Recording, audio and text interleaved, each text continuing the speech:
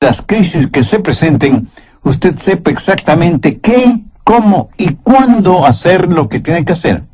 Ahora, junto con esa riqueza y sabiduría, ¿no le gustaría tener la paz y la serenidad que provienen de una correcta relación con Dios?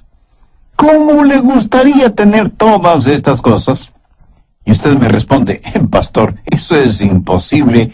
Nadie puede tener esa clase de riqueza, de sabiduría y de adoración.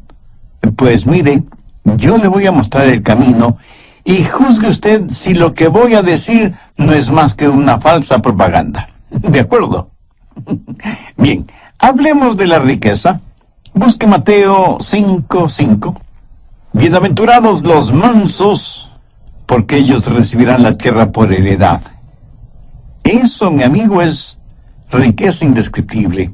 ¿Y qué de la sabiduría, de la guía que uno necesita? Veamos el Salmo 25:9.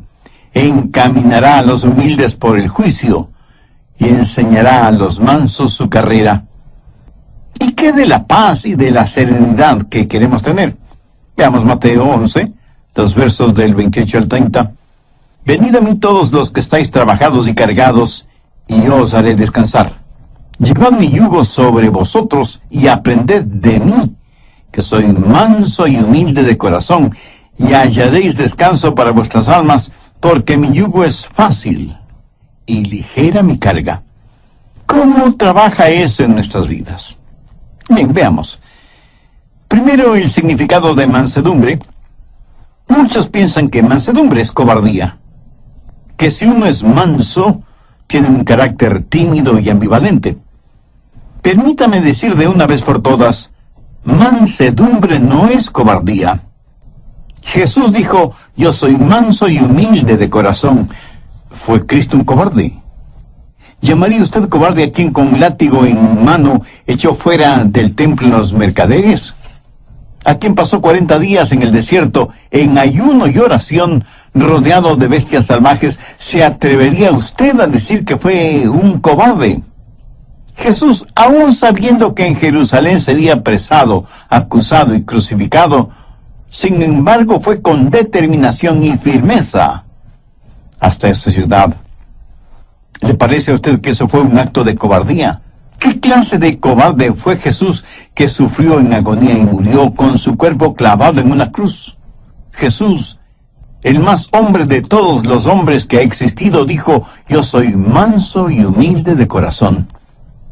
Mansedumbre ni siquiera es debilidad, aunque muchas veces así lo pensemos, cuando lo opuesto es la verdad. Para ser manso hay que tener tremenda fortaleza espiritual y emocional.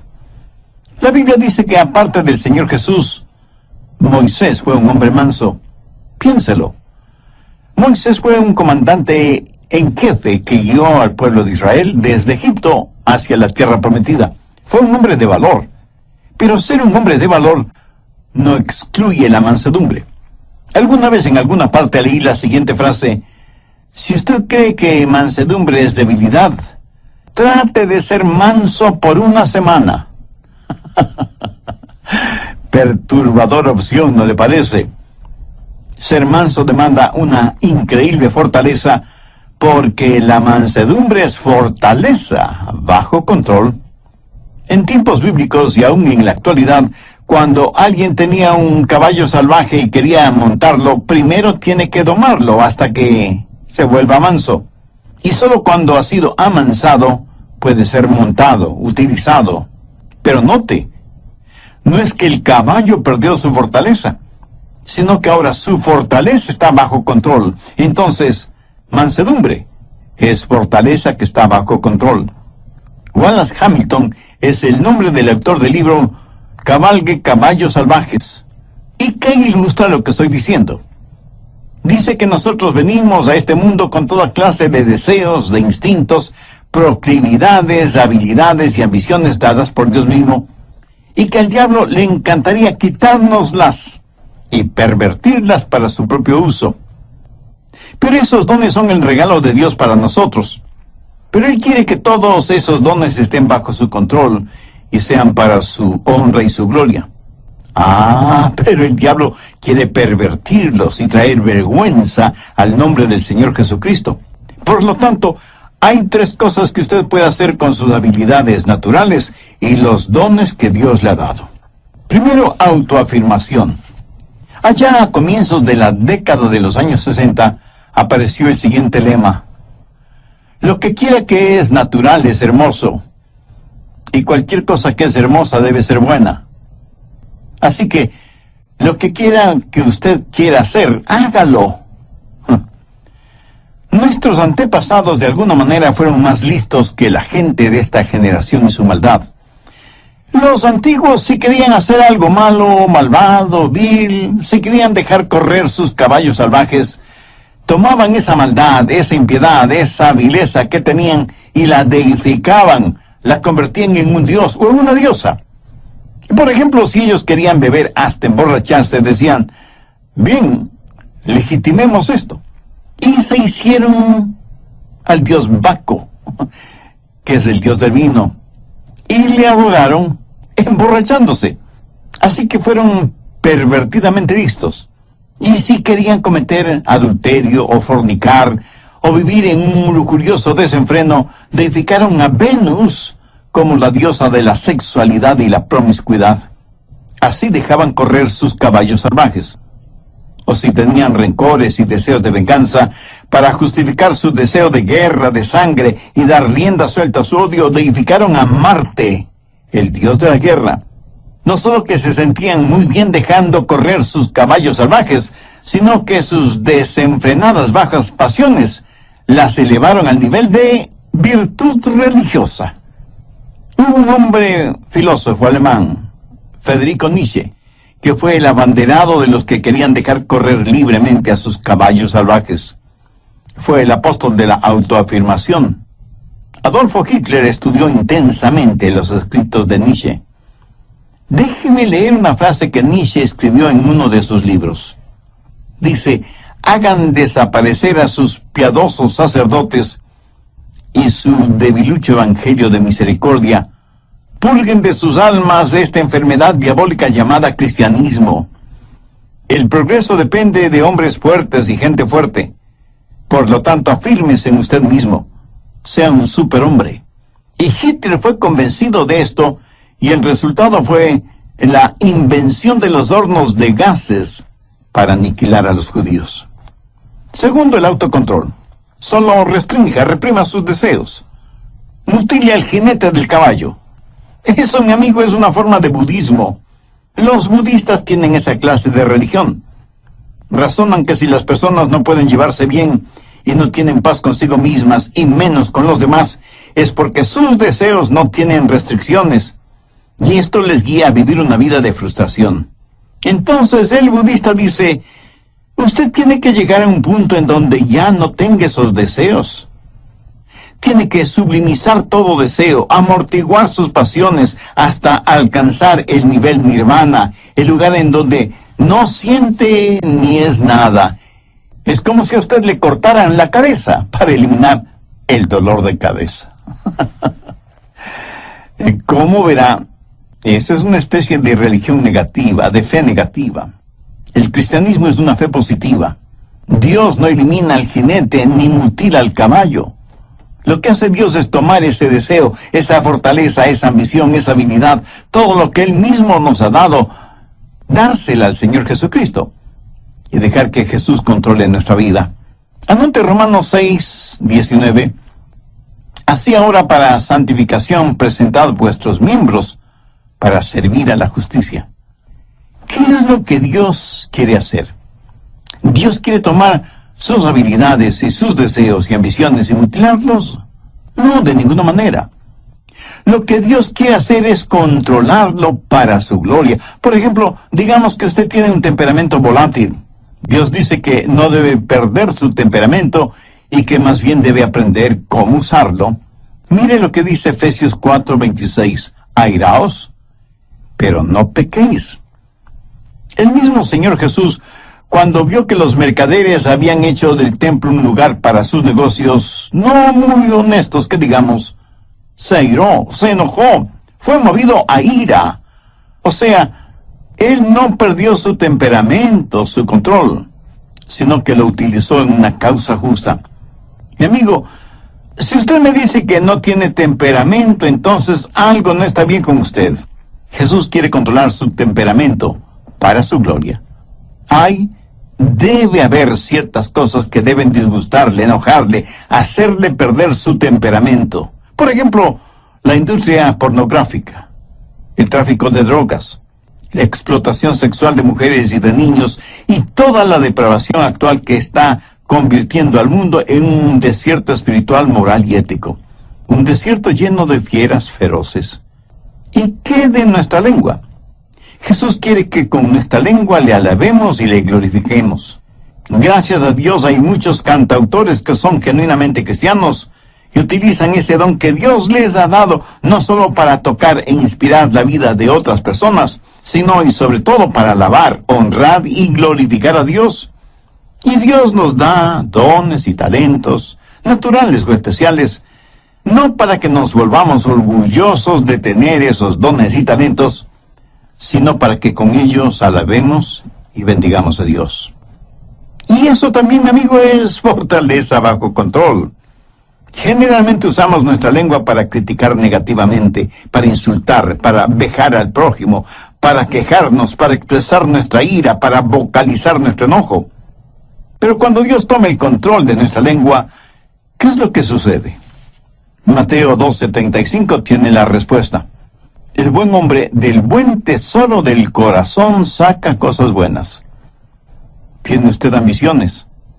Y no faltará quien de inmediato me diga, pastor, ser ambicioso es malo. Amigo, ¿en dónde aprendió usted ese disparate?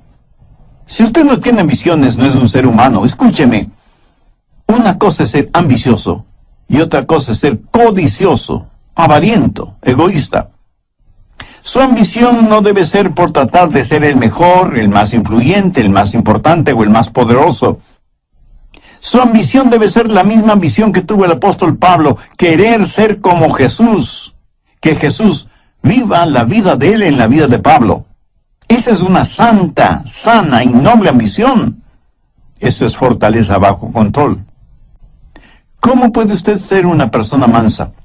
Busque la epístola de Santiago, capítulo 1, desde el verso 21. Ponga mucha atención a esta porción de las Escrituras para que sepa cómo la mansedumbre puede ser parte de su vida. Por lo cual, desechando toda inmundicia y abundancia de malicia, recibid con mansedumbre la palabra implantada, la cual puede sanar vuestras almas. Pero sed hacedores de la palabra, y no tan solamente oidores, engañándoos a vosotros mismos. Aquí el Señor nos dice que debemos recibir con mansedumbre la palabra.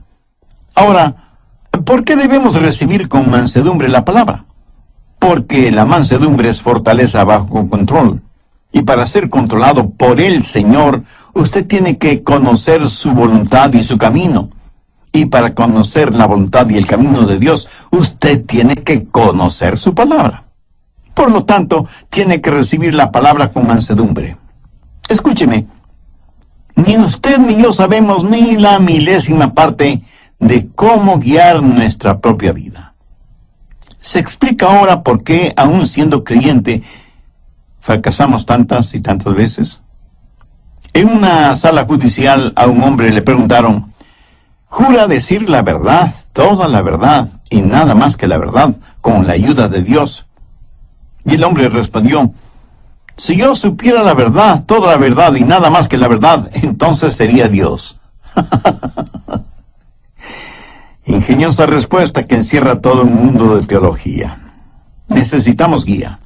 Le puedo asegurar que Dios sabe lo que nosotros no sabemos. Así que si usted es una persona llena de mansedumbre, usted tiene que poner su vida en las manos de Dios para que le guíe. Si quiere que Dios le dé bienestar económico, sabiduría y adoración profunda, entonces tiene que recibir la palabra de Dios con mansedumbre, la cual, o sea, la palabra de Dios, puede salvar su alma. De acuerdo a Santiago, 3 cosas son necesarias. Primera, debe haber un espíritu de arrepentimiento. Santiago 1:21, por lo cual desechando toda inmundicia y abundancia de malicia. Ahora, ¿qué significa esto? En el griego la palabra inmundicia significa tener el oído tapado con cera. Por lo tanto, hay que eliminar el exceso de cera en el oído. Y la aplicación espiritual es fácilmente comprensible. Pero, ¿cuál es la cera espiritual que tapa nuestros oídos? La abundancia de superficialidad. Verá, muchos de nosotros ya hemos sido salvados, pero todavía ha quedado un residuo pecaminoso en nuestras vidas. Y lo que Santiago está diciendo es, limpien sus oídos espirituales de la cera que los está tapando. Un hombre puede domar un caballo salvaje, pero Dios no hace con usted lo que el hombre hace con su caballo. Usted mismo tiene que llegar al punto cuando diga, dejo mi maldad, abandono mis inmundicias espirituales. Si usted quiere que Dios le hable, tiene que entender su palabra. Si usted quiere que la Biblia inflame su corazón y su mente, tiene que eliminar la cera espiritual que está tapando sus oídos. Y la única forma de hacer eso es por medio del arrepentimiento de sus pecados. Debe tener un espíritu de arrepentimiento. ¿Sabe qué clase de persona es la que menos entiende esto de la mansedumbre? Pues la persona que está llena de orgullo. De hecho, esa clase de persona no puede recibir nada más porque su orgullo lo llena todo, tanto su vida material como su vida espiritual. Sin embargo, la Biblia dice que debemos recibir con mansedumbre la palabra implantada, la cual puede salvar nuestras almas. ¿Y qué de usted? ¿Está haciendo la provisión adecuada para la salvación de su alma? ¿Tiene usted una relación personal con Dios por medio del Señor Jesucristo? Por favor, abra su Biblia y busque la epístola de Santiago, capítulo 1, verso 21. Recibid con mansedumbre la palabra implantada. Esta palabra recibid es una palabra interesante. Denota algo que es dado a una persona y esa persona la recibe. Usted no podrá recibir y menos entender la palabra si es que no tiene un espíritu de arrepentimiento. Sí, usted puede saber cosas acerca de la palabra, hasta puede saber intelectualmente, académicamente la palabra, pero eso no le califica para entender la palabra de Dios. Recibir significa aceptarlo como un regalo, y cuando lo recibe, usted lo recibe como que si fuera un huésped muy especial en su vida, y le dice, pasa, pasa, seas bienvenida. Estamos encantados de tenerte en nuestra casa. Esa es la clase de bienvenida que nos gusta escuchar a nosotros, ¿verdad? Es la misma clase de bienvenida que le gusta escuchar al Señor Jesús, no solamente en relación con Él, sino con su palabra. Amigo, en su vida, ¿dan usted esa clase de bienvenida a la palabra de Dios? Abre de par en par las puertas de su corazón y dice, Señor, recibo tu verdad. Hay muchos que van a las iglesias a escuchar el mensaje de la palabra. Otros oyen mensajes radiales como este que está escuchando ahora mismo, pero lo hacen tratando de entender la palabra de Dios, pasándola por el filtro de sus mentes, y no necesariamente porque le den la bienvenida a la palabra de Dios en sus vidas. Mi amigo nunca aprenderá la verdad de esa manera. Tiene que dejar su orgullo intelectual en el polvo. Humíllese. Tenga su corazón en paz con Dios y hágalo con mansedumbre, con un espíritu de arrepentimiento, dejando de lado toda inmundicia y abundancia de malicia, y con un espíritu receptivo, dé la bienvenida y reciba la palabra de Dios. Segundo, debe haber un espíritu receptivo. Santiago 1:22.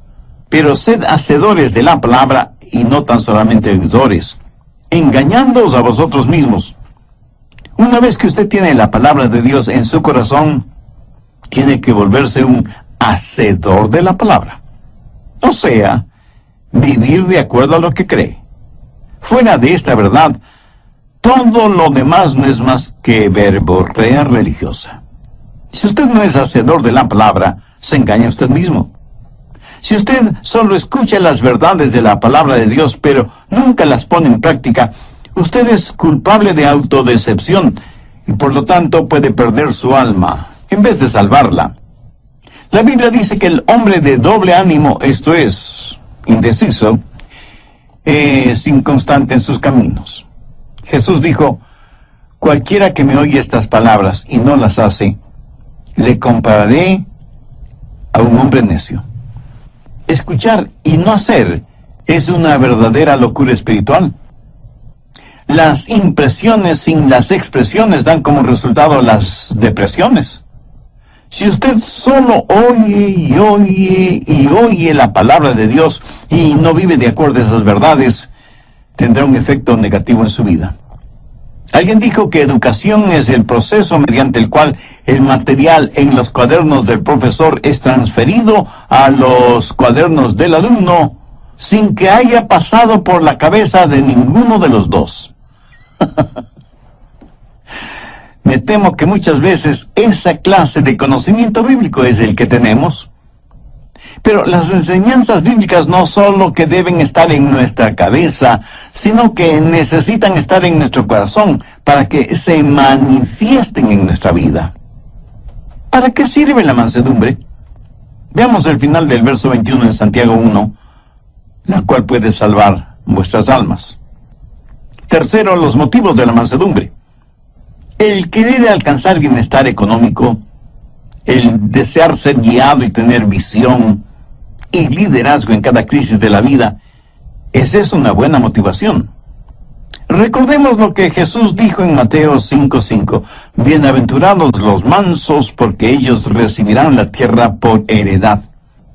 Y usted me dice, pastor, en la actualidad usted no consigue mucho siendo manso. En nuestro mundo uno tiene que patear, arranchar, pelear, morder, engañar. Esa es la única forma de salir adelante. Pudiera ser. Pero quiero que recuerde que el hombre perdió su herencia por falta de mansedumbre cuando se rebeló contra Dios en el jardín del Edén. La gente hoy en día no es capaz de gozar con lo que piensan que tienen por su espíritu de rebelión. Pastor, ¿qué quiere decir que recibirán la tierra por heredad? Bien, veamos 1 Corintios 3:21. Todo es vuestro. Veamos ahora 2 Corintios 6:10. Como no teniendo nada más, poseyéndolo todo. Ahora, ¿qué significa todo esto? La tierra y todo lo creado son propiedad de Dios. Nosotros pertenecemos a Dios. Por lo tanto, todo lo que Dios tiene es nuestra herencia, porque somos hijos suyos, coherederos juntamente con Cristo. Y sin embargo, nada es realmente nuestro. Nosotros solo somos administradores, mayordomos de las cosas de Dios.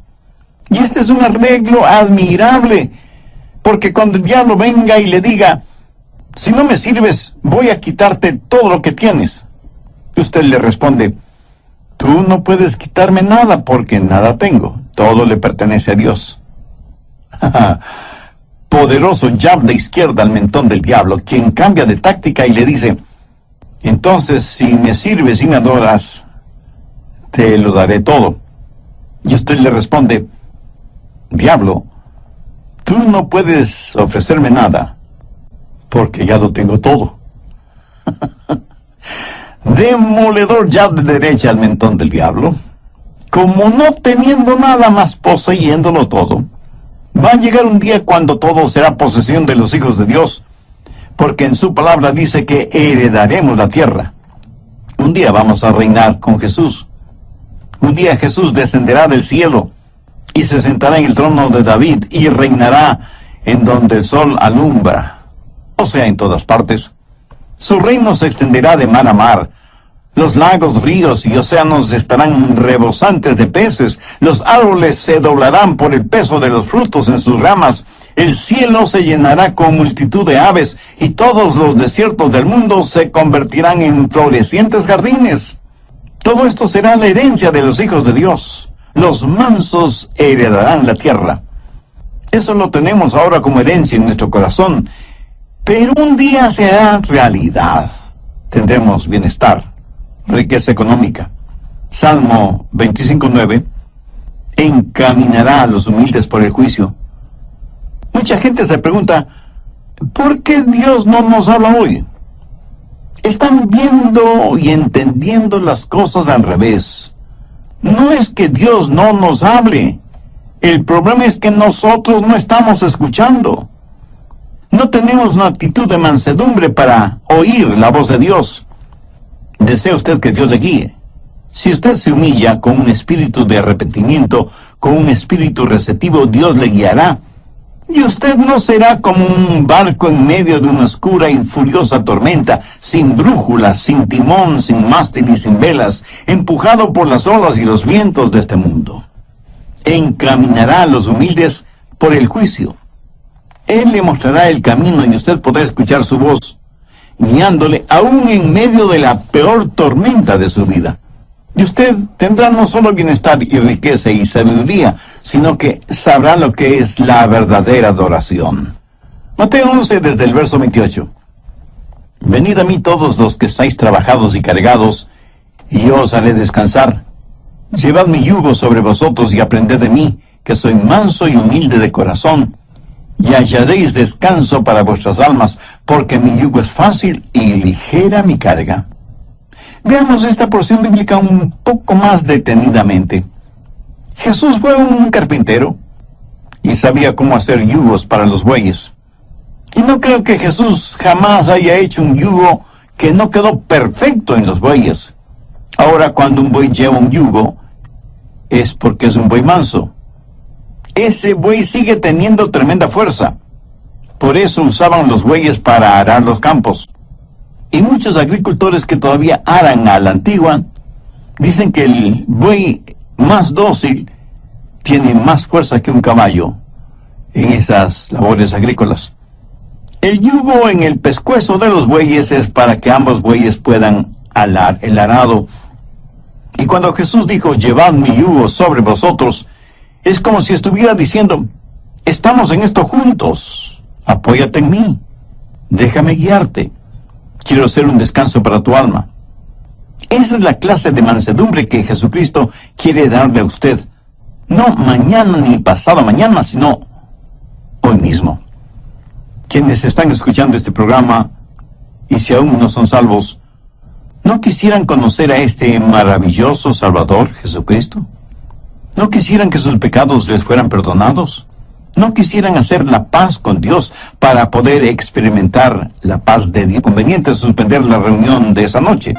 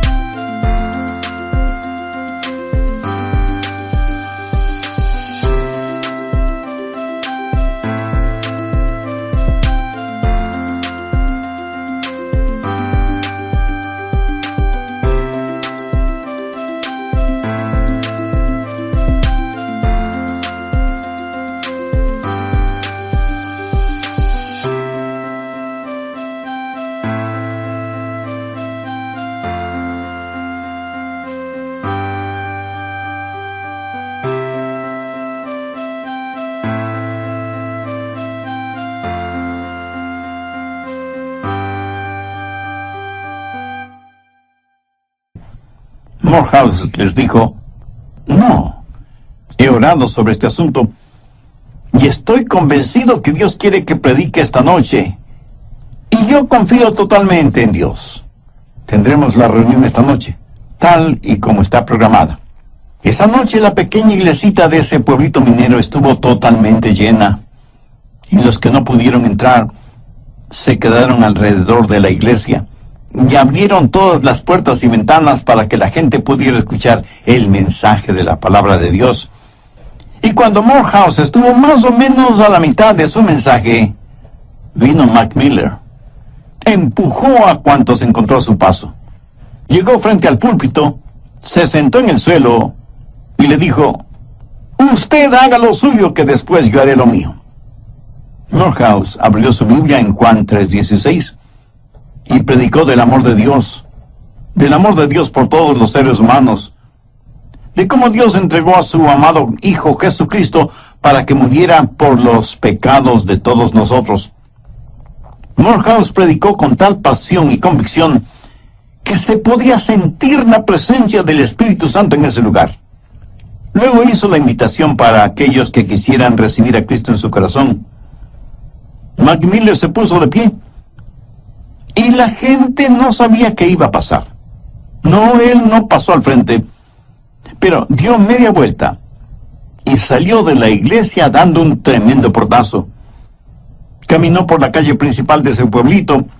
Sus amigos que estaban bebiendo en un bar le vieron y le llamaron: «Mike, ven, sírvete un trago». Pero Mac Miller siguió caminando como si no les hubiera oído.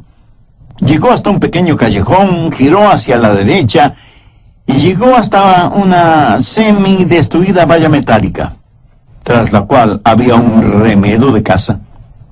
Con sus enormes manos empujó violentamente a la puerta.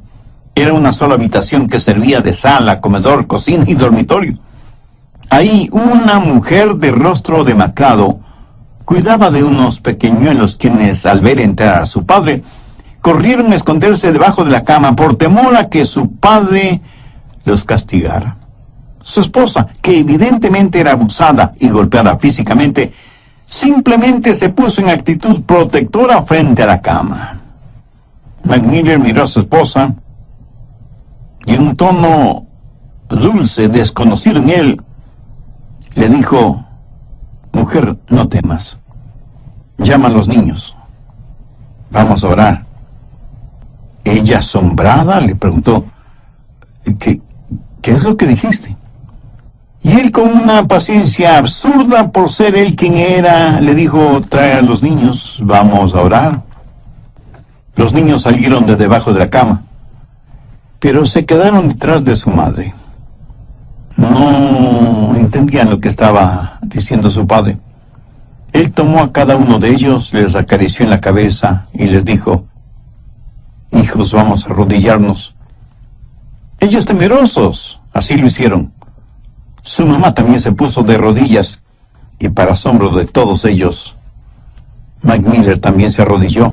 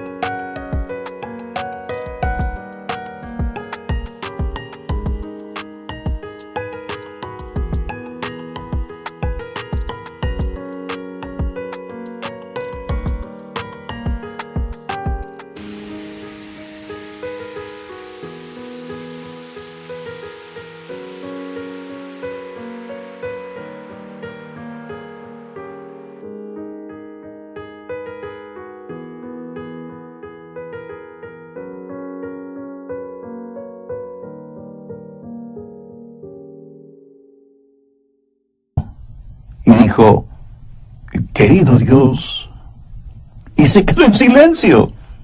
No sabía cómo orar. Sabía maldecir y decir palabras obscenas, pero no sabía cómo orar. De pronto, como en un relámpago, se acordó de las oraciones que su madre le enseñó cuando él era un niño, y entonces dijo: «Generoso Jesús, manso y humilde, mírame como si fuera un niño. Perdona mi simpleza y permíteme acercarme a ti».